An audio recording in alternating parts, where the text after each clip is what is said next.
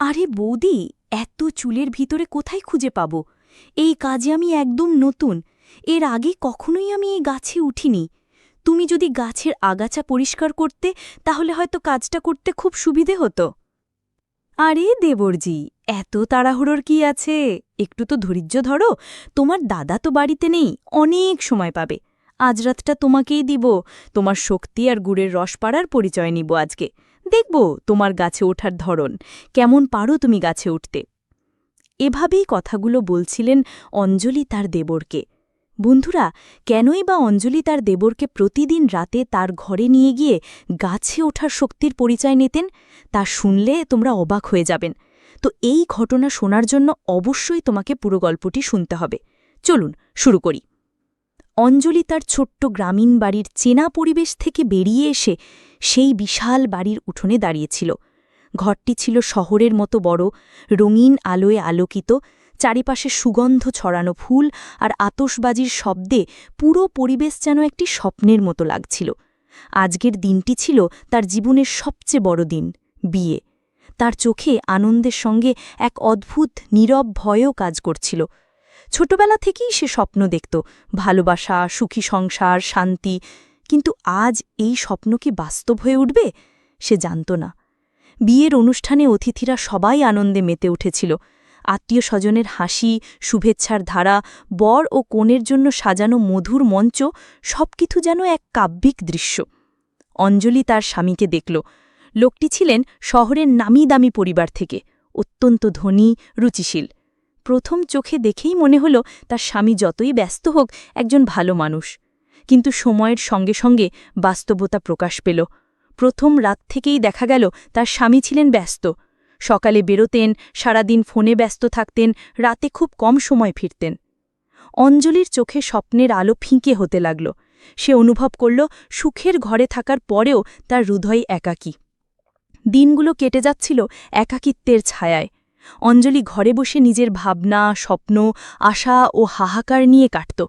প্রথমে সে নিজেকে বোঝাত, সময় মতো সব ঠিক হয়ে যাবে।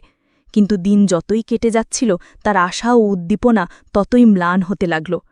একদিন সন্ধ্যায় অঞ্জলির দেবর, যে বয়সে প্রায় কাছাকাছি এবং মননে অত্যন্ত যত্নশীল, তাকে বলল, অঞ্জলি আপা, তুমি কি একা বসে আছো? আও, একটু বাইরে চলো।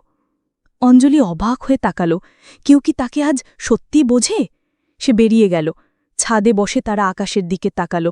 আকাশে নক্ষত্রগুলো যেন তাদের কথা শুনছে, চুপচাপ তাদের অনুভূতি ভাগ করছে। আমার মনে হয় তুমি একা। তুমি ঠিক বলছ, দেবর হেসে বলল।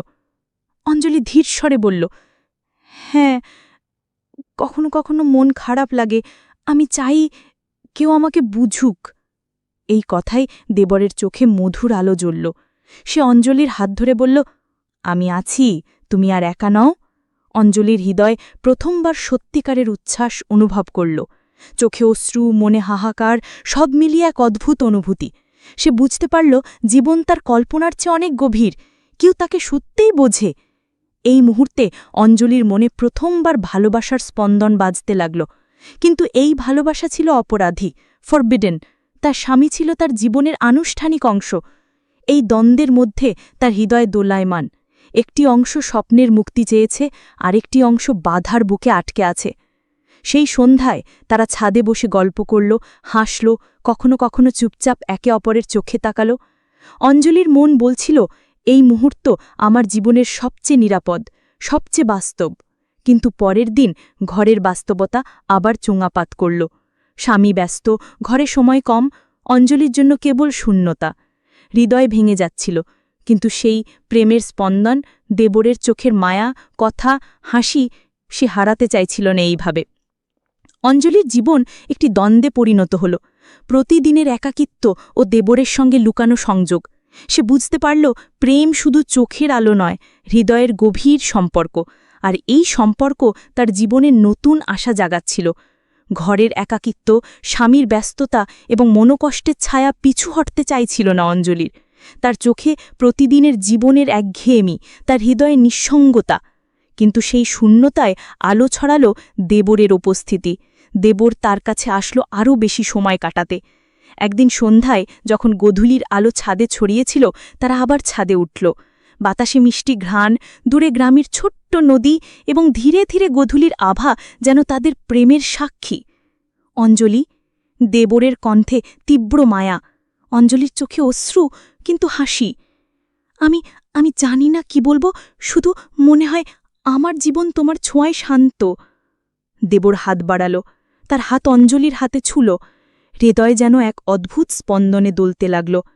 বাতাসে তাদের হাসি, চোখে চোখে চুম্বনের অঙ্গীকার। প্রতিটি স্পর্শ, প্রতিটি মুহূর্ত যেন তাদেরকে একে অপরের কাছে টেনে আনে। কিন্তু এই সম্পর্ক ছিল গোপন। তারা জানত পরিবার ও সমাজের চোখে এটি ঠিক নয়। তারপরেও তাদের হৃদয় বলছিল এটি তাদের সত্যিকারের ভালোবাসা। কয়েক সপ্তাহ ধরে তারা নীরবে একে অপরের সঙ্গে সময় কাটাল। চুপচাপ হাসি, চুপচাপ কথোপকথন, কখনো হাত ধরার আনন্দ, সবকিছুই তাদের আত্মাকে জুড়ে দিচ্ছিল। অঞ্জলির মনে প্রথমবার এই অনুভূতি, সত্যিকারের ভালোবাসা, যা শুধু চোখে নয়, হৃদয়ে স্পন্দিত হচ্ছে।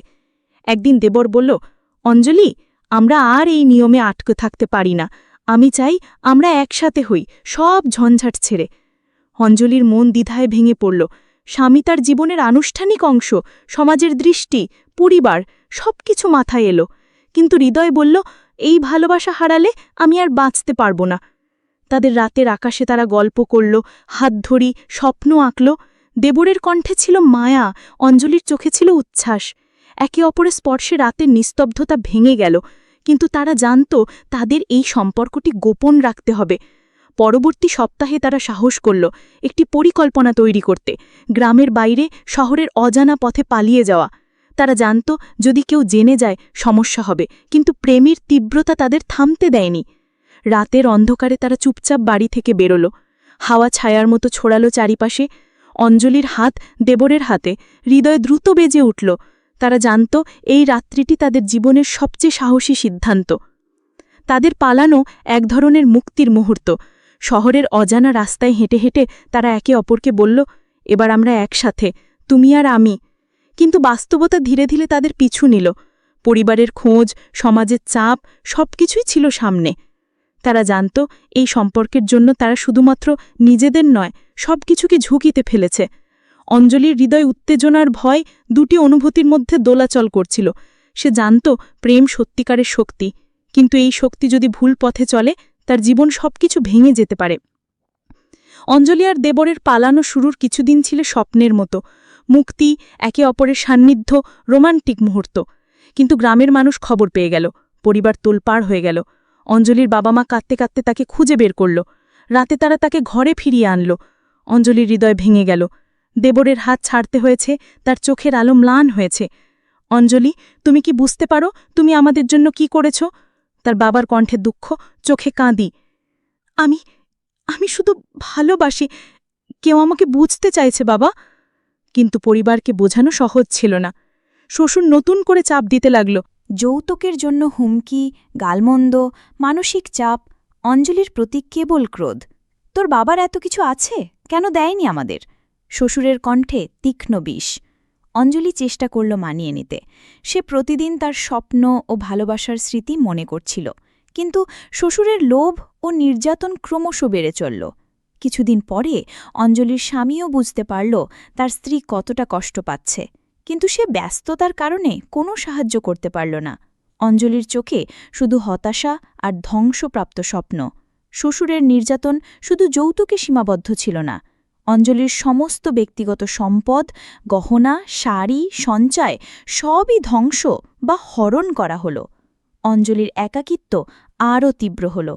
গ্রামের মানুষ অঞ্জলিকে দেখে বলল, দেখে তো বোঝাই যায় যে মেয়ে এত বড় ঘরে বিয়ে হল, তার আজ নেই কোনো মর্যাদা। অঞ্জলির মন ভেঙে পড়লেও তার মনে এক ধরনের অদম্য শক্তি বাকি ছিল। সে জানত এই চাপ আর নির্যাতন তাকে শেষ করতে পারবে না। সে প্রতিদিন নিজের মনে বলত, আমি হারব না, একদিন নতুনভাবে শুরু করব। এভাবেই অঞ্জলির ঘরের জীবন হয়ে উঠল একাধিক চাপ, একাকিত্ব এবং রোমান্টিক স্মৃতির মিশ্রণ। তার মনে ছিল প্রেমের আলো, যা তাকে শক্তি দিচ্ছিল। তবে বাস্তবতা কঠিন, আর প্রতিদিনের নির্যাতন তাকে আরও দৃঢ় হতে শেখাচ্ছিল।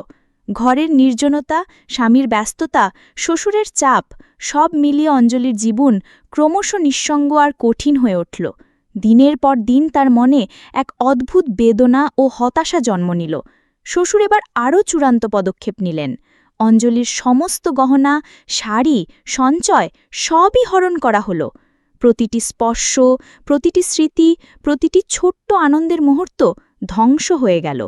অঞ্জলির চোখে অশ্রু, কিন্তু হৃদয়ে কিছুটা অদম্য শক্তি রয়ে গেল। গ্রামের মানুষ অঞ্জলিকে দেখে কেমন করে সমাজের নিষ্ঠুর দৃষ্টিভঙ্গি তার জীবনে অন্ধকার ছড়াচ্ছে সেটা বুঝতে পারল।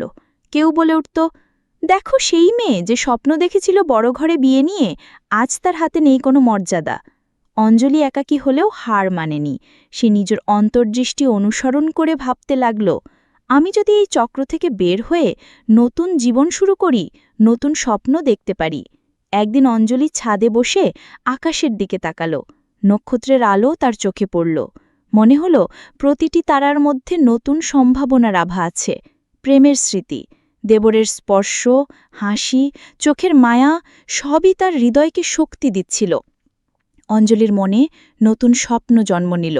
সে বুঝতে পারল, জীবন কেবল নিঃসঙ্গতা আর দুঃখ নয়। নিজের জন্য, নিজের সুখের জন্য সে নতুন করে পথ তৈরি করতে পারবে। সে ভাবল, একদিন সে আবার নিজেকে গড়ে তুলবে, নতুন সম্ভাবনা ও ভালোবাসার জন্য প্রস্তুত হবে।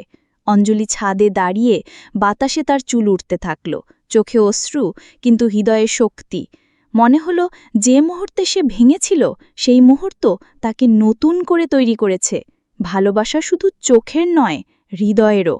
আর আমি এখনো বাঁচতে চাই, ভালোবাসতে চাই। এইভাবেই অঞ্জলির জীবন এক নতুন অধ্যায়ে প্রবেশ করল। অতীতের কষ্ট, হারানো প্রেম, শ্বশুরের লোভ সবই তাকে দৃঢ়, সাহসী এবং অন্তর্দৃষ্টিশীল করে তুলল।